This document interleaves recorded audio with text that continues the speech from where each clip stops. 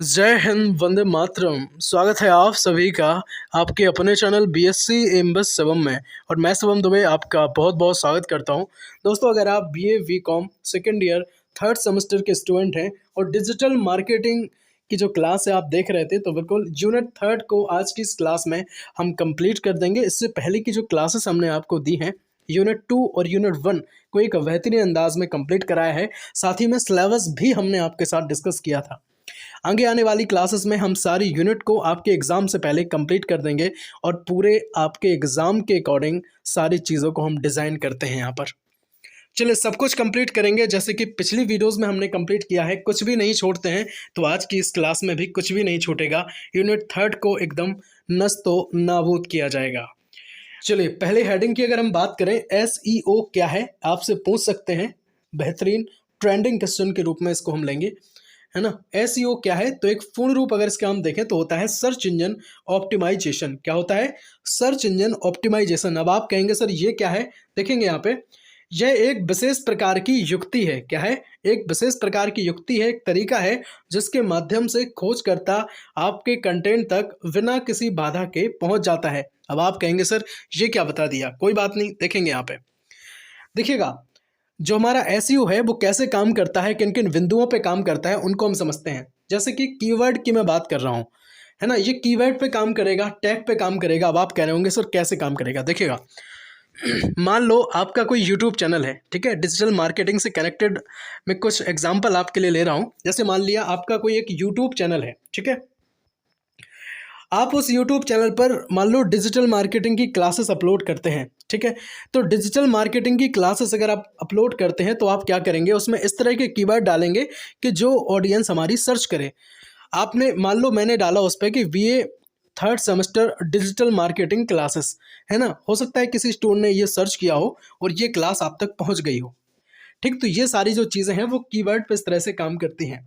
Digital marketing में आपका जो प्रोडक्ट होता है या जो कोई ऑर्गेनाइजेशन है वो अपने ब्रांड का क्या करती है, एडवर्टाइज कराती है, तो उसमें भी कीवर्ड वो लगाती है और हर चीज़ का एसईओ किया जाता है। शुरुआत में हो सकता है अगर आप जैसे एसईओ पर काम कर रहे हैं तो आपको कठिन लगेगा, लेकिन बाद में आपके एकदम जब नेचर में आ जाएगा ना तो बहुत ईजी होती हैं सारी चीज़ें। टैग लगाना, टैग के जरिए जो है वो चीज़ों को पकड़ता है, समझ लेता है कि भाई क्या चीज़ ऑडियंस को चाहिए।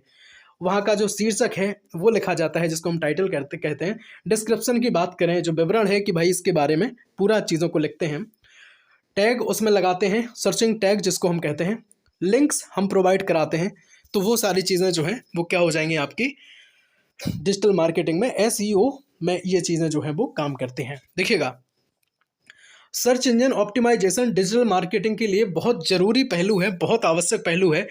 इसका क्या अर्थ होता है? इसका अर्थ होता है कि आपकी वेबसाइट और कंटेंट को ऑप्टिमाइज करना, है ना, ताकि वो सर्च इंजन रिजल्ट में आ सके और संभावित ग्राहक आपको आसानी से ढूंढ लें, ठीक। तो इस तरह से जो है वो एसईओ इसके लिए किया जाता है। वीडियो अगर पसंद आ रही हो, मेहनत जरा सी दिख रही हो तो लाइक कर दीजिएगा। और पुरानी 2 क्लासेस नहीं देखी है ना, जो पुरानी का मतलब अभी कुछ ही दिन पहले मैंने आपको अपलोड करी थी, तो वो अगर नहीं देखी है, यूनिट 2 और यूनिट 1, यूनिट 2 तो अभी कुछ ही मिनट पहले आई है शायद, है ना। तो अगर यूनिट 1 नहीं देखी है तो वो देख लें, यूनिट 2 भी देख लें। प्लेलिस्ट हमने एकदम बना दी है बहुत अच्छे से, तो सारी चीज़ें आपको आप तक पहुंच जाएंगी। चलो बात करेंगे what is search and display marketing. Search marketing क्या है, डिस्प्ले मार्केटिंग क्या है, जरा समझ लेते हैं। देखिएगा, सर्च मार्केटिंग और डिस्प्ले मार्केटिंग 2 अलग अलग तरीके हैं मार्केटिंग के ही। क्या है ये, हम जरा समझते हैं यहाँ पे। सर्च मार्केटिंग क्या होती है? यह तब इस्तेमाल होती है जब लोग किसी खास सामान या सेवा की तलाश में हो। ये भी एसईओ पर ही काम करता है, ठीक है, कीवर्ड पे काम करता है। मान लो आप किसी ई कॉमर्स साइट पे गए, ठीक है, और आपने क्या किया कि आपको मान लो शूज़ लेने हैं, तो आपको जिस ब्रांड के शूज़ लेने हैं, जैसे मैंने कहा नाइक के आपको शूज़ चाहिए, तो आपने क्या किया, वहाँ पे सर्च किया नाइक शूज़, और आपको मेल हैं फीमेल हैं, आप जो भी हैं या जिस भी वैरायटी के आप चाहते हैं वो डाल दिया, तो ये कीवर्ड को मतलब कीवर्ड को क्या करेगा, कैच कर लेगा पकड़ के, और तुरंत आपको वहाँ तक पहुँचा देगा। जो शूज़ आपने सर्च किए हैं, आपकी बिल्कुल रुचि के अकॉर्डिंग चीज़ें आप तक पहुँच जाएंगी। तो ये जो सारी चीज़ें होती हैं उसको हम सर्च मार्केटिंग के अंदर लेते हैं, ठीक, उम्मीद करता हूं आप समझ गए होंगे। देखेंगे, सर्च मार्केटिंग में विज्ञापन उन लोगों को दिखाए जाते हैं जो पहले से ही आपके उत्पाद या सेवा की तलाश कर रहे हैं। जो चीज़ आप सर्च कर रहे हैं, फिर आप क्या किया, आपने शूज़ सर्च किए, तो हो सकता है आपको और अदर टाइप के शूज़ चाहिए हो, तो वो भी आपको नीचे उसी साइड में दिखाई दिए जाते हैं। तो ये चीज़ें क्या हो जाती हैं आपकी, ये सर्च मार्केटिंग के अंदर कहीं जाती हैं। अच्छा, बात करेंगे डिस्प्ले मार्केटिंग, है ना। यह तब इस्तेमाल किया जाता है जब किसी व्यक्ति का ध्यान शुरुआत में ही खींचना चाहते हो। ठीक है, तो ये क्या करते हैं, जैसे आप मान लो स्टार्टिंग से कोई भी ई कॉमर्स प्लेटफॉर्म आप खोजते हैं जहाँ पे आप ख़रीदारी करते हैं, तो आपको पहले से ही दिखता होगा कि यहाँ पे जेंट्स सामान है, लेडीज़ सामान है, किड्स सामान है, या फिर जो बच्चों के सामान हैं, इस तरह से आपको दिखता होगा। ठीक है, तो वहाँ पे आप जैसे क्लिक करते हैं तो बहुत सारे जो आइटम्स हैं वहाँ पे दिख जाते होंगे, तो पहले से ही आपका ध्यान वो खींचना चाहते हैं कि भाई साहब ये ले लो। हो सकता है आप उसको क्लिक करें, देखें, आपको सडनली ना भी ज़रूरत है, अपनी रुचि के अकॉर्डिंग आपको चीज़ें पसंद आ गई, आपने ले लिया। तो ये जो चीज़ें होती हैं वो डिस्प्ले मार्केटिंग के अंतर्गत आती हैं। उम्मीद करता हूँ आप सब्सक्राइब अगर ना किया हो तो भाई साहब कर लो, है ना। बहुत मेहनत करते हैं आपके साथ। वीडियो को लाइक भी कर दो यार, एक थोड़ा सा टाइम निकाल के, 1 सेकंड का टाइम निकाल के लाइक कर दो, ताकि मुझे लगे कि भाई जो मेहनत कर रहा हूँ वो सफल हो रही है ना। और कमेंट में बताओ कि क्लासेस जो मैं डाल रहा हूँ समझ में आ रही है या नहीं आ रही है। हो सकता है आप बाद में देख रहे हो, है ना, कोई बच्चा बाद में ये क्लास अगर देख रहा हो, तो तब तक मैं सारी क्लास जो है अपलोड कर चुका हूँगा। तो आप बिल्कुल प्लेलिस्ट विजिट करें और सारी क्लासेस को आराम से देख डालें। कुछ ही मिनटों में मैं क्लास बनाता हूँ, ज़्यादा टाइम मैं नहीं लेता हूँ। ठीक है, एक और बात हम आपके साथ शेयर करें, आप सब फैमिली हो तो कर सकते हैं ना। देखिएगा, ऐसा चाहते तो हम भी ऐसा कर सकते थे कि ऑप्शन वाले जो सब्जेक्ट हैं OMR पे जो पेपर जिनका होता है वो हम सब्जेक्ट पकड़ते और पढ़ा देते एकदम। ठीक है, तो लेकिन ऐसा हमने नहीं किया। आप लोगों के कमेंट आए कि सर ये लिखित पेपर इसका होना है डिजिटल मार्केटिंग का, तो इसको हमें समझाइए। तो भाई साहब पूरी मेहनत करके, है ना, हैंड रिटन नोट्स के साथ जो है चीज़ें लिखता हूँ, कहाँ से, है ना, सारी जगह से मैं ये कंटेंट लेता हूँ कि भाई लो आप तक पहुँचे, बिल्कुल आराम से आप तक वर्ड्स पहुँच जाएं, ताकि वहाँ पे अपनी कॉपी में आप लिख पाएँ आराम से, है ना। तो बहुत कोशिश करता हूँ भाई, एकदम नहीं है, आप सब समझदार हैं कि भाई आए केवल कि 200 क्वेश्चन, 500 क्वेश्चन, 600 क्वेश्चन ऐसे डाल दिए और बस कहते कि भाई चल रहा है ना। ऑप्शन बोले ये फलाना और हो गया आंसर, चलो निकलो दूसरा क्वेश्चन। तो भाई साहब ये आप अपन का काम नहीं है ना। मेहनत करते हैं, पूरी क्वालिटी एजुकेशन की बात करते हैं। तो आप सारी वीडियोस को देखिएगा, कोशिश रहती है मेरी कि आप तक ईमानदारी से एक बेहतरीन कंटेंट आप तक पहुँचे। चलिए, बातों का टाइम नहीं है, बात करते हैं नेक्स्ट जो क्वेश्चन है उस पर। चैनल क्या है? चैनल का अर्थ होता है किसी माध्यम में या उसके माध्यम से संदेश पहुंचाना। ठीक है, चैनल का अर्थ क्या है? किसी माध्यम में या उसके माध्यम से संदेश पहुंचाना या निर्देशित करना चैनल का अर्थ होता है। ठीक, बहुत बढ़िया, इतनी ही समझ लो।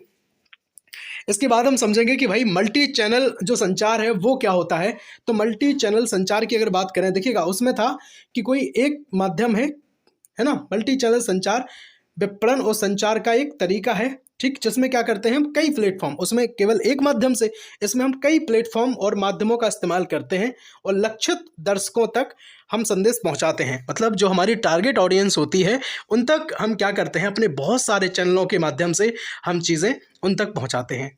ठीक है, तो ये होता है हमारा मल्टी चैनल संचार। हम अभी एडवांटेज इसके समझेंगे और लिमिटेशन भी जानेंगे इसकी। ठीक है, चलेगा। देखेंगे इसमें email, social media, website, mobile application के जैसे जो है कई चैनलों का जो प्रयोग हम करते हैं। ठीक, ताकि हमारी जो टारगेट ऑडियंस है उन तक चीज़ें पहुंच जाएं। वीडियो को यार शेयर जरूर कर देना, आपके बहुत सारे स्टूडेंट परेशान हो रहे होंगे, दोस्त आपके परेशान हो रहे होंगे, उन तक क्लास भेज दो। ठीक है, मल्टी चैनल जो कम्युनिकेशन है उसमें एडवांटेज हम देखते हैं, लिमिटेशन देखते हैं। ठीक है भाई साहब, इसके संचार के क्या लाभ हैं उसको हम समझेंगे। देखिएगा, कई चैनलों का लाभ उठाने से ब्रांड अपने ग्राहकों के साथ कई टच पॉइंट पर बात कर सकते हैं। ठीक, अगर ऐसे बहुत सारे चैनल हैं तो क्या कर सकते हैं कि ग्राहकों के साथ कई ऐसे टच पॉइंट होते हैं जिन पर बात हो जाती है। इससे डाल दिया कि कहते हैं ना फीडबैक दे दो।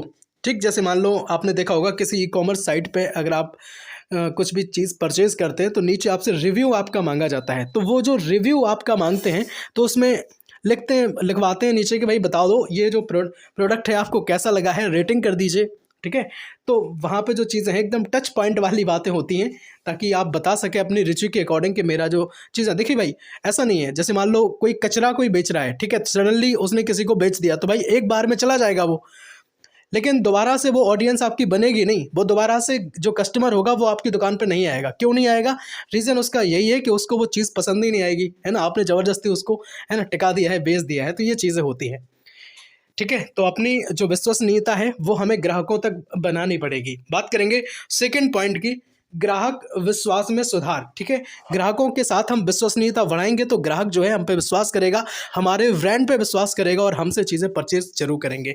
ठीक है, या हमारी जो ब्रांड की चीज़ें वो जरूर परचेज करेंगे। बात करेंगे थर्ड जो पॉइंट है, ग्राहकों को बनाए रखें और वफादारी बढ़ाएं। बिल्कुल, जब आप लगातार क्या होते हैं, ग्राहकों के लिए उपलब्ध रहते हैं, वो अब वो कहते हैं ना कि उनके आपने कई बार देखा होगा कि कई ऐसे ऐप्स होते हैं जिन पर आप डायरेक्टली उन पर फ़ोन करके उन तक अपनी बात पहुंचा सकते हैं कि भाई क्या चीज़ हो गई है ना, क्या दिक्कत आ रही है, आपका प्रोडक्ट सही से डिलीवर हो रहा है नहीं हो रहा है, जो चीज़ें हैं बिल्कुल डायरेक्टली।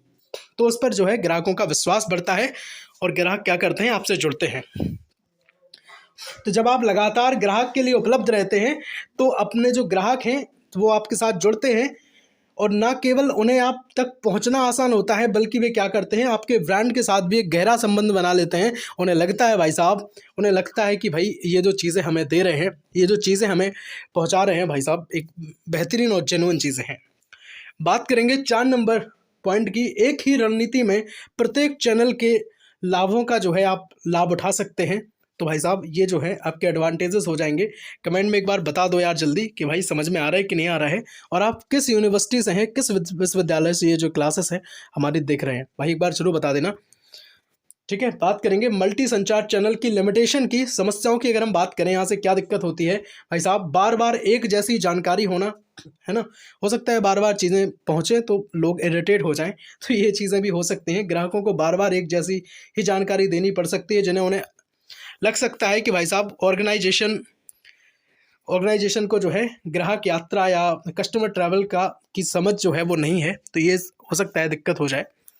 इसके लिए भाई थोड़ा सा हमें क्या करना पड़ेगा, इम्प्रूवमेंट हमें करना पड़ेगा।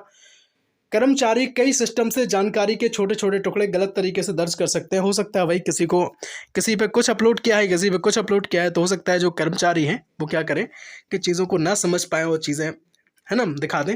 आप सब समझदार हैं, उम्मीद करता हूं कि आपने इस सारी चीज़ों को कंप्लीट किया होगा।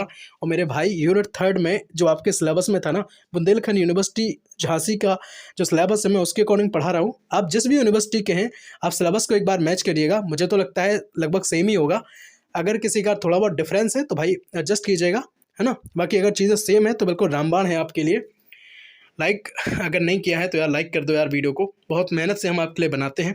सब्सक्राइब जरूर कर दें। यूनिट 2 को हमने आपके साथ डिस्कस किया था, बताइएगा यूनिट 2 भी कैसी लगी आपको। यूनिट 3 की क्लास हमने आपके लिए बनाई है। यूनिट 4 अगर आप चाहते हैं, आपको चीज़ें पसंद आ रही तो एक बार कमेंट में लिखो कि यूनिट 4 चाहिए, तो फिर हम आपको यूनिट 4 की भी क्लास जल्दी बना के दें। ठीक है, यूनिट 1 और ये आपका सिलेबस रहा, तो सारी चीज़ों को देखिएगा। बाकी ह्यूमन वैल्यू एनवायरमेंटल स्टडीज़ की अगर बात करें तो भाई साहब ये आपका जो माइनर है इसके भी हमने बहुत सारे MCQ कंप्लीट कराए हैं और एक बेहतरीन अंदाज में चीज़ों को हम कंप्लीट कराते हैं, जैसे कि मानवीय मूल, पोषक स्तर, ग्रीन हाउस गैसें, पिरामिड के प्रकार, जहाँ से क्वेश्चन आने की संभावना है कोशिश रहती है कि वो चीज़ें आपके साथ डिस्कस करें। ठीक है, प्लेलिस्ट आप विजिट कर लें, सारी क्लासेस हैं वहाँ पे। डिजिटल मार्केटिंग की जो पहले क्लासेस हमने बनाई थी उन क्लासेस को भी आपको देखना है ना। अगर किसी स्टूडेंट का बैक पिछले सेमेस्टर में है तो उनकी भी मेजर माइनर की क्लास अपने यहाँ है। फूड न्यूट्रिशन हुआ, सेल्समैनशिप हुआ, है ना, या अदर NCC है, या जनरल साइंस है, इंडियन कॉन्स्टिट्यूशन है, तो सारी क्लासेस अपने परिवार पे हैं, देखिएगा एक बार जरूर। मेजर की भी क्लासेस हैं। मिलते हैं अगली वीडियो में, तब तक के लिए जय हिंद, वंदे मातरम, भारत माता की जय, हर हर महादेव। एक बार बताइएगा जरूर क्लास कैसी लगी।